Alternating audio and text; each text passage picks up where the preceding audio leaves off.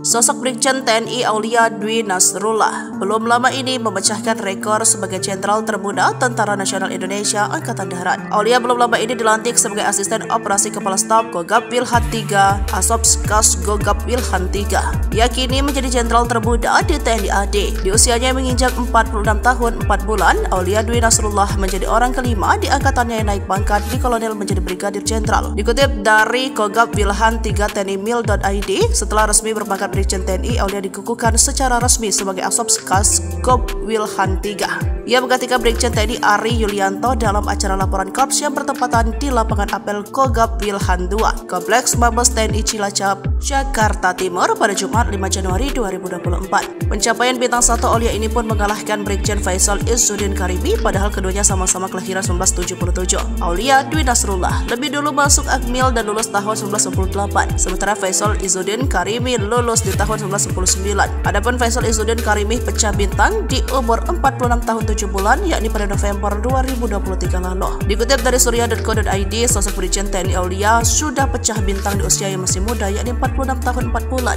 Panglima TNI Jenderal TNI Agus Subianto telah menugaskan Aulia Dwi Nasrullah menjadi Asopskas Gogab Wilhan III. Pangkat Jenderal TNI jebolan Kopassus ini pun lantas naik dari Kolonel Infanteri menjadi Brigadir Jenderal.